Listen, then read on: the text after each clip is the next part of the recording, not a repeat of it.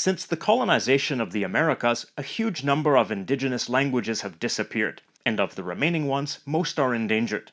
But one language that has been remarkably resilient is Guarani, also known by its endonym. Guarani is not just an official language of Paraguay alongside Spanish, but it's also spoken by the majority of the population there, including a large number of non-indigenous people. Varieties of Guarani are spoken by smaller communities in the neighboring countries of Bolivia, Argentina, and Brazil. Guarani is a member of the Tupi-Guarani branch of the Tupian language family. It's more precisely a group of closely related languages, some of which form a dialect continuum with each other. But some varieties have low mutual intelligibility. The most widely spoken variety is Paraguayan Guarani, which has an estimated 6 to 7 million speakers. Proto-Tupian, the language from which all Tupian languages developed, is thought to have been spoken in the Madeira River basin in the Brazilian region of Rondônia, near the Bolivian border. Migrations from this region brought Tupian to various parts of South America where it began to diverge into different languages, including Guarani. Not much is known about Guarani before Spanish and Portuguese colonists began to arrive in the 16th century, because it was not a written language. The first people to document and describe it were Jesuit missionaries. Spanish colonists established the city of Asunción in the year 1537, but because of its isolated location and lack of natural resources, few Spanish people migrated there after it was initially established. The Spanish settlers were almost all men who married indigenous Guarani women. Their children, who became the elites in the following generations, were bilingual in Guarani and Spanish, which secured a place for Guarani in Paraguayan society. If the Spanish had set up a full administration there and a bigger Spanish population had been brought over, the Spanish language would have likely dominated, and Guarani would be limited to a rural indigenous minority, as happened with indigenous languages elsewhere in Latin America. The fact that they didn't see Asunción as very important and neglected it probably helped Guarani to survive as a majority language.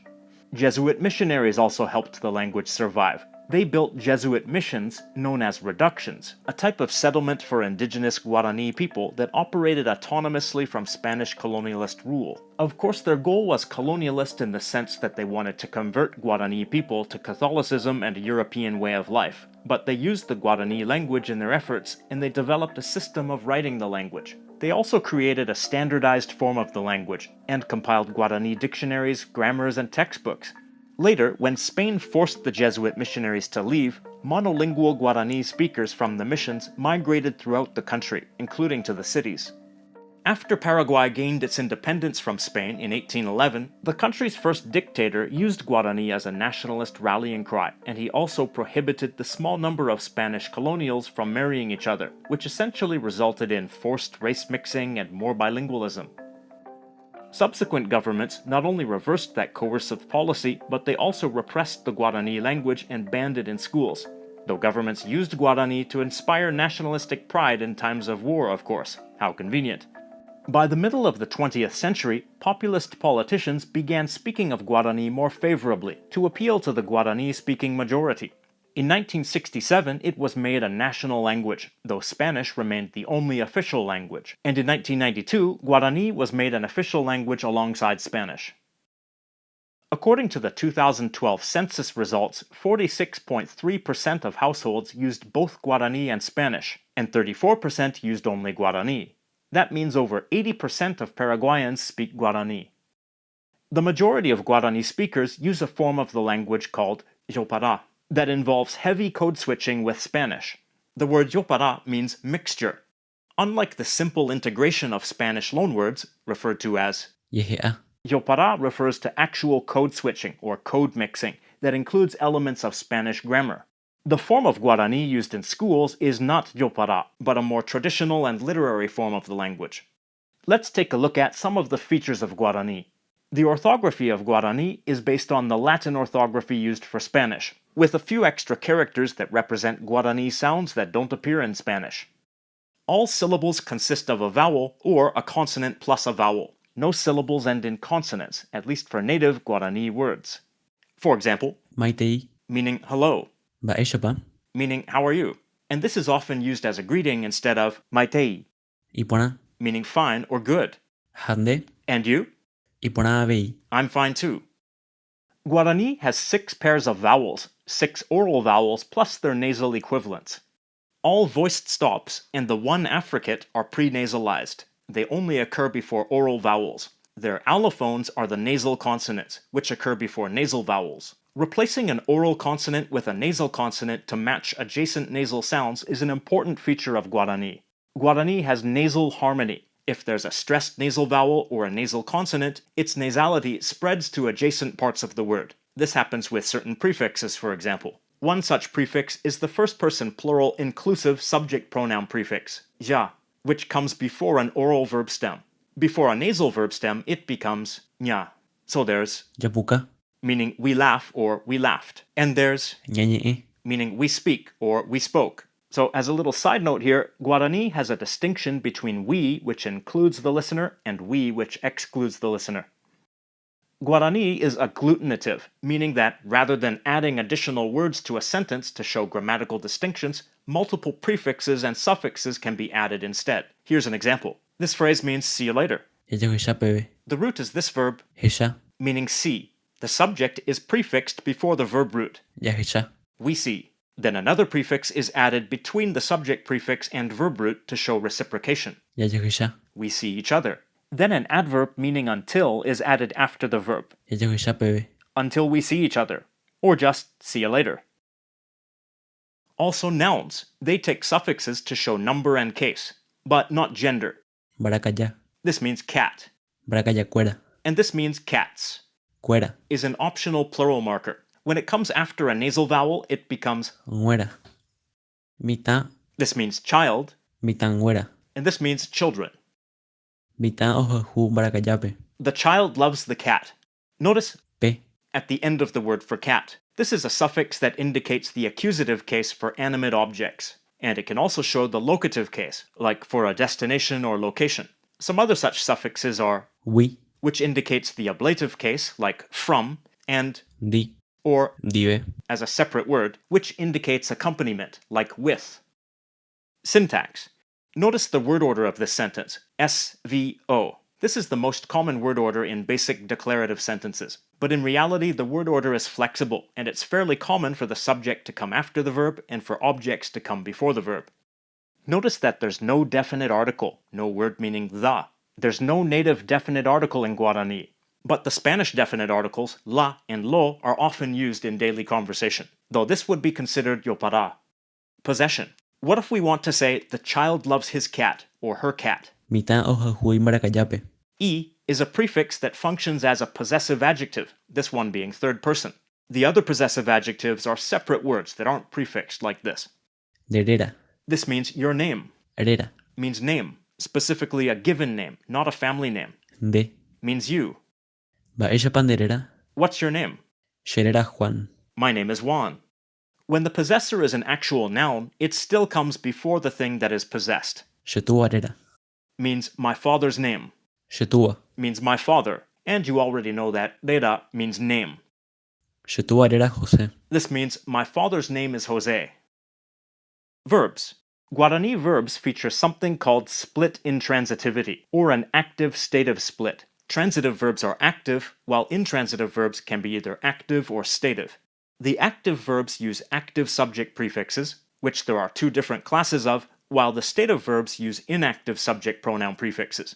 They're the same as the possessives that we saw earlier, and the same as the standalone subject pronouns, except for the third person. For example, Awata. I walk or I walked. This is active. I remember or I remembered. This is stative. Notice that in addition to the subject pronoun prefix that's attached to the verb, a standalone subject pronoun is optionally used. Awata. Sheawata. Shemandua. Sheshemandua. But normally only to emphasize or clarify. Stative verbs in Guarani are generally used for states, or things that happen that the person involved has no control over, and active verbs are generally used for intentional actions under the control of the subject. But in practice there are plenty of exceptions, so you really need to memorize which verbs are active versus stative. Grammatically speaking, there's really no distinction between stative verbs and adjectives or nouns, which can be used as a predicate by adding an inactive subject pronoun. Here's an example. Sheposhi. I'm angry. Literally, I anger. Here's another example. Sheyawa. I have a dog. Literally, I dog. This could also be expressed with an independent verb. Aguarecoyagua. In this case, the verb is an active transitive verb. Tense and aspect. In Guarani, when verbs don't have any specific tense marking, they can be interpreted as either present tense or past tense, depending on the context. But there are also tense and aspect markers that can come after the verb. For the distant past, there's Vaekue. Hae oikoa ekue Paraguaype. This means he lived in Paraguay at some point in the past. For the future tense, there's the suffix ta. Con eno estudiata. I'm going to study tomorrow. Here Estudia. is actually a loanword from Spanish, which is incorporated into a Guarani grammatical structure. This kind of assimilation of Spanish loanwords is called. Yehea. The native Guarani word for study is Yetawi o. Con eno ayetawi ota. I'm going to study tomorrow. To make a negative future statement, ta is replaced by Moa. Con eno tayetawi o moain. I'm not going to study tomorrow. Negation itself is indicated by a circumfix, a combination of a prefix and a suffix that surround the verb. N plus e. There's also a postposition that shows progressive aspect, Hina. or after a nasal verb stem. Ina. Anga ayetawi o hina. This means I'm studying now. In literary Guarani Hina. is actually a conjugated suffix that's different depending on person and number, but in everyday speech it's widely used as a standalone aspect marker.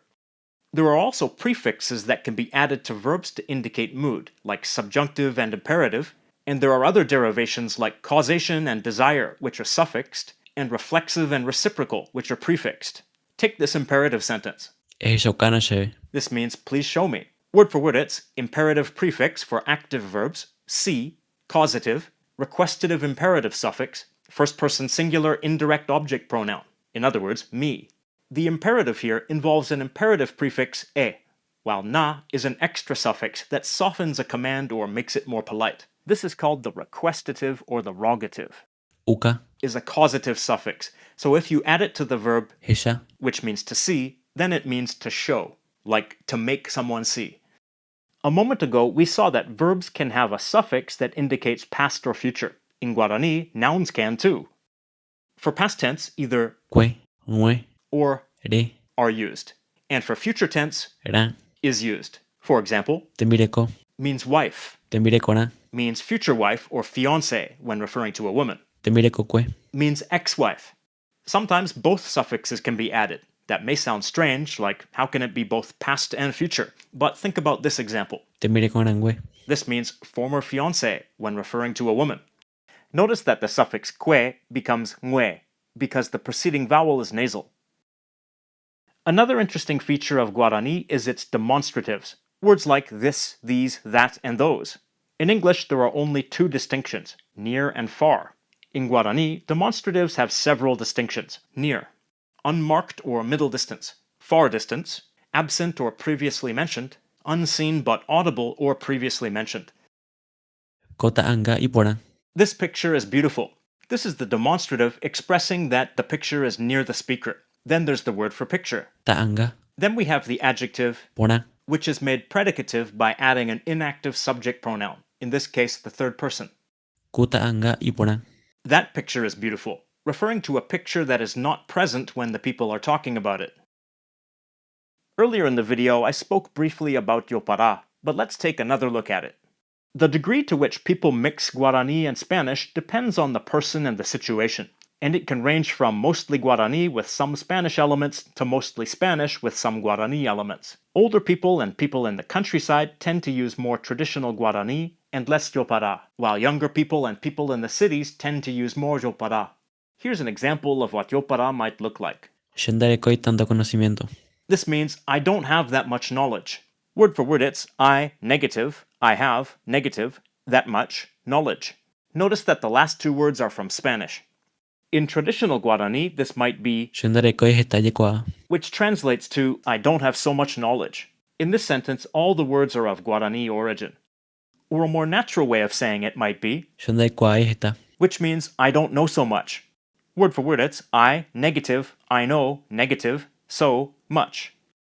It's worth noting that many speakers and proponents of more traditional Guarani have a distaste for Jopara and see it as a degraded form of the language. But the majority of speakers speak some form of Jopara. Hopefully this video has given you an interesting glimpse at the Guarani language. Unfortunately, it's not an easy language to find learners' resources for. Duolingo has a Guarani course for Spanish speakers, but it's quite underdeveloped. I've found some other simple courses on Memrise, but they're very basic. I do have one good book about Guarani, but it's a grammar of the language rather than a textbook for learners. If you know of any other resources for learners, feel free to write them in the comments down below. And that brings me to the question of the day. For speakers of Guarani, particularly in Paraguay, to what extent do you mix Guarani and Spanish? Do you use one more than the other? Does it depend on the situation? And to other people, what's your impression of Guarani? Leave your comments down below. And now I'd like to say thanks to all the LangFocus Patreon supporters who make it much easier to keep this channel going month after month. I want to especially thank the ones whose names appear on the screen because they are the top tier Patreon supporters. Many extra special thanks go out to them. And to everyone, thank you for watching and have a nice day.